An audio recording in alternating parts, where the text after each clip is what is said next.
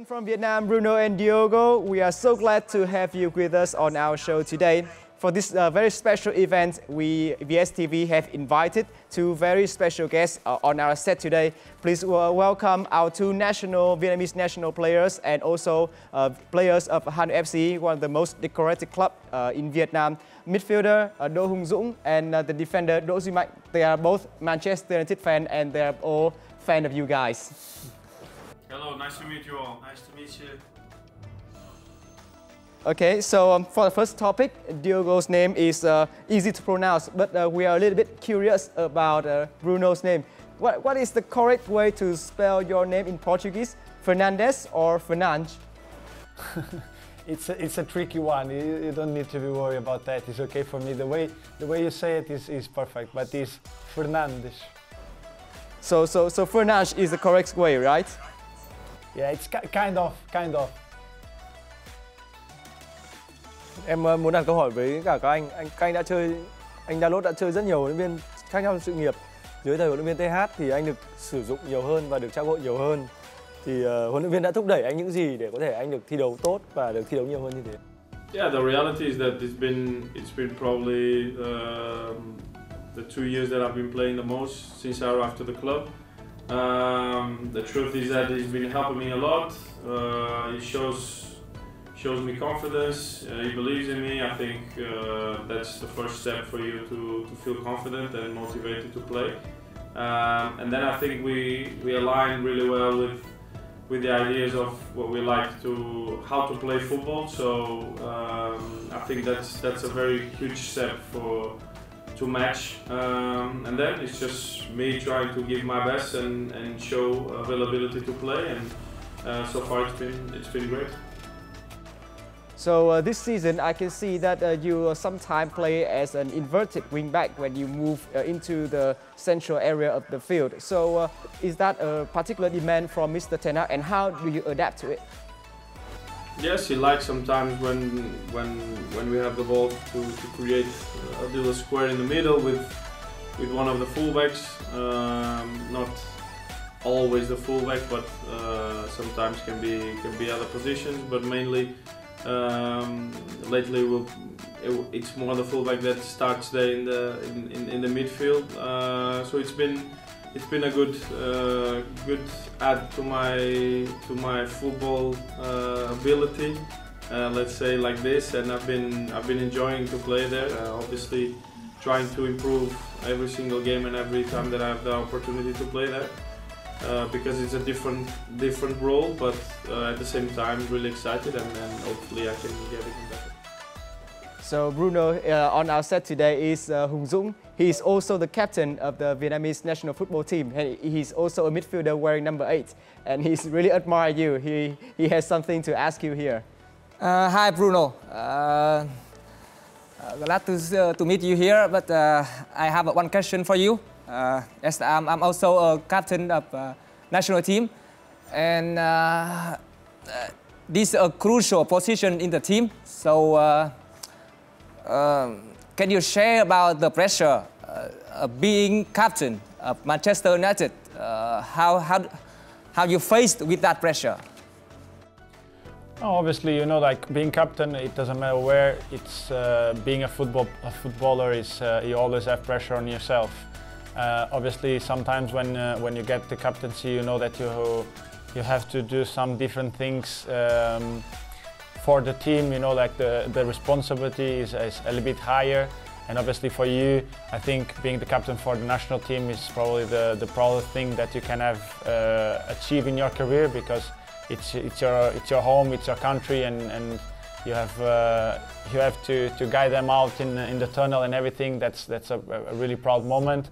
But I think for me it's more about being yourself. You know, like being captain doesn't have to change yourself, doesn't have to change the way you think, the way you do approach the games, the way you approach your teammates. You know, like I think everything you made before was what made you become the captain of the national team, and for me being the captain of the Manchester United.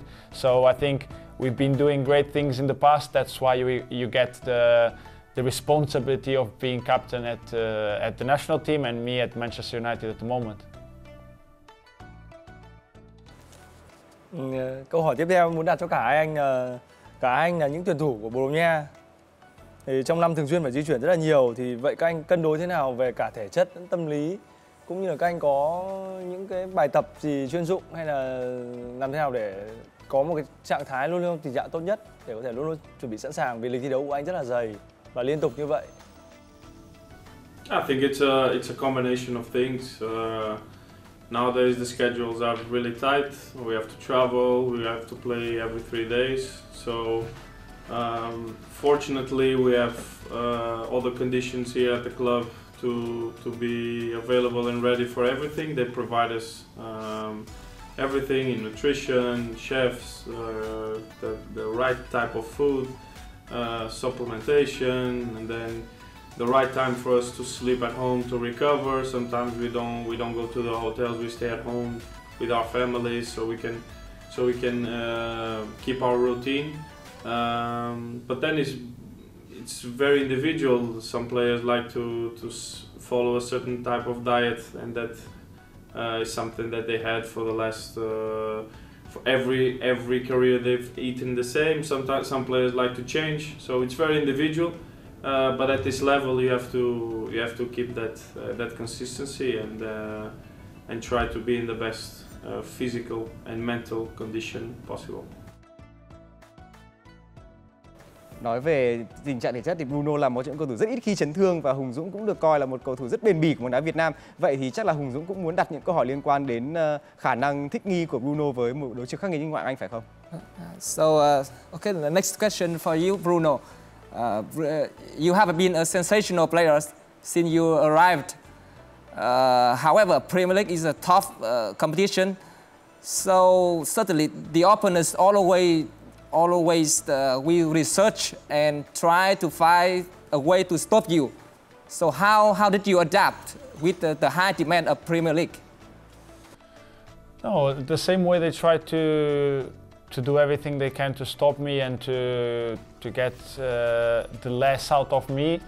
I also study them and try to see what I can get out of them that is better for the team, you know, and that's something that I do, that's something that the staff does, and try to get the best spaces to the players, try to get everyone into the best positions where you can be useful, where you can be dangerous.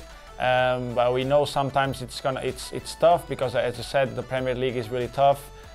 You play against the best players in the world, but you have to adapt yourself, understand that every game is going to be different, every game has a different opponent, and obviously for me, I think in the beginning the most difficult thing was adapt at the pace of the game, because obviously it's there a difference of pace and intensity in the game from Portugal to here, but there's something that I can deal with, and since the beginning I tried to improve my game on that. And obviously decision making has to be quick, but it's something that you train during the week to get better. That's the training in small tiny spaces to get your brain working quicker. So when you get into the game in bigger spaces, you can do it. Okay, one last question. For the rest of the season, what is the main target for Manchester United and you guys? So I think me and Diogo have been saying this in the past interviews. The main target for us is obviously getting into the Champions League positions. We know that is there a big gap, but we want to do it. We think we can do it. It's about trying everything we can to get into there. After if we don't, at least we don't have regrets. That wasn't because we didn't did everything that we could. And in the FA Cup, we want to go into the final and win the FA Cup, because last year we have been there and we didn't quite end up in the way we wanted. So we want to make it different this season. Thank you guys for your precious time today. I hope both of you can keep your fitness and form level at the highest as possible to bring Man United to the success that all the fans all over the world hope that you can do. See you again. Thank you. Bye-bye. Thank you very much. Bye.